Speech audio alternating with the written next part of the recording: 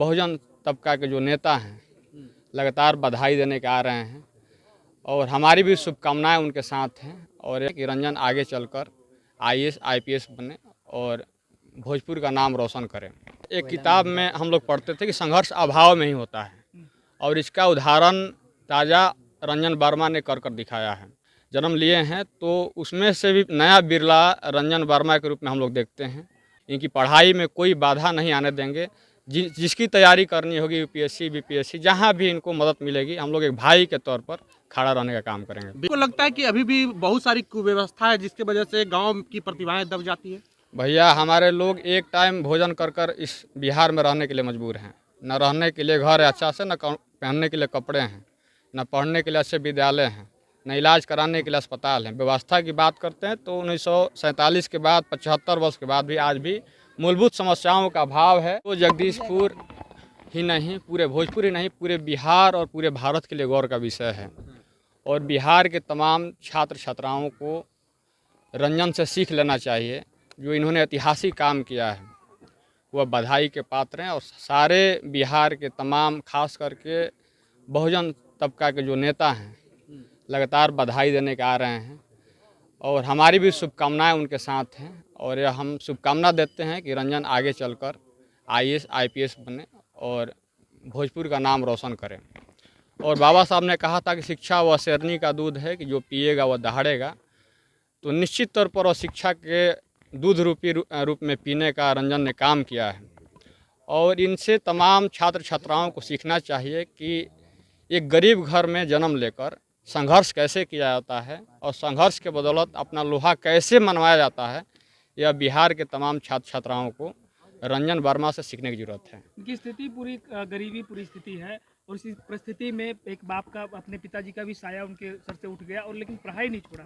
देखिए एक किताब में हम लोग पढ़ते थे कि संघर्ष अभाव में ही होता है और इसका उदाहरण ताज़ा रंजन वर्मा ने कर दिखाया है और ख़ास करके पूरे शाहाबाद की धरती क्रांति की धरती रही है। एक से एक बिरले यहाँ जन्म लिए हैं तो उसमें से भी नया बिरला रंजन वर्मा के रूप में हम लोग देखते हैं और हमारी शुभकामनाएं उनके साथ हैं। जहां भी आज़ाद समाज पार्टी भीम आर्मी को इनकी मदद पड़ेगी वहां हम सब इनको देने का काम करेंगे। इनकी पढ़ाई में कोई बाधा नहीं आने देंगे।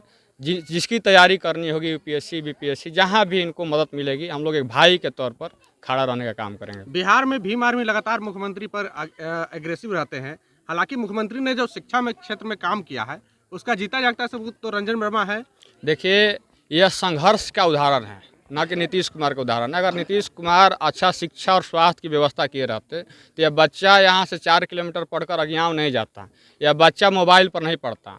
अगर गांव में ही ऐसे विद्यालय खोले जाते, गांव में ही ऐसे सरकारी कोचिंग संस्थान खोले जाते तो इस बच्चा को पटना और अज्ञान की ज़रूरत नहीं होती। तो अभी भी बहुत सारे बदलाव शिक्षा और स्वास्थ्य के माध्यम से करने ज़रूरी है नीतीश कुमार जी को।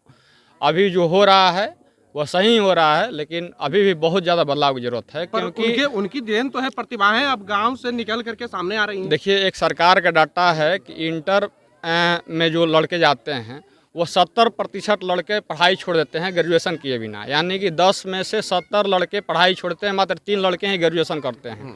तो 10 में 7 या 100 में 70 का है। तो डाटा यही है। तो इस पर सरकार को भी संज्ञान लेना चाहिए। जो गरीब बच्चे हैं, जो मेहनत कश बच्चे हैं, जो संघर्ष के बदौलत अपना मुकाम हासिल करना चाहते हैं, तो सरकार को ऐसा प्रावधान करना चाहिए, ऐसा प्रबंधन करना चाहिए कि हमारे बच्चों की पढ़ाई में रुकावट ना आए। और हमारी शुभकामनाएं फिर से रंजन कुमार के साथ है। तो आपको लगता है कि अभी भी बहुत सारी कुव्यवस्था है जिसकी वजह से गाँव की प्रतिभाएं दब जाती है? भैया हमारे लोग एक टाइम भोजन कर इस बिहार में रहने के लिए मजबूर हैं। न रहने के लिए घर है अच्छा से, न पहनने के लिए कपड़े हैं, न पढ़ने के लिए अच्छे विद्यालय हैं, न इलाज कराने के लिए अस्पताल हैं। व्यवस्था की बात करते हैं तो 1947 के बाद 75 वर्ष के बाद भी आज भी मूलभूत समस्याओं का अभाव है और उस समस्याओं का समाधान करने के लिए सरकार को आगे आना चाहिए, कोई ठोस कदम उठाना चाहिए।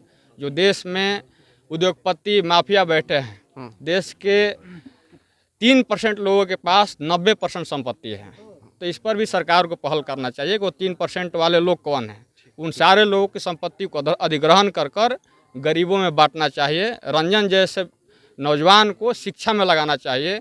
एक गरीब आम आदमी पर जो कहर ढाया जाता है, गंभीर बीमारी होती है, किडनी लीवर का बीमारी होता है, उसे पटना दिल्ली जाने के बाद भी इलाज नहीं होता है। तो ऐसे ऐसे अस्पताल खोलने चाहिए, तभी जाकर गरीब आम आवाम के चेहरे पर मुस्कान आ पाएगी।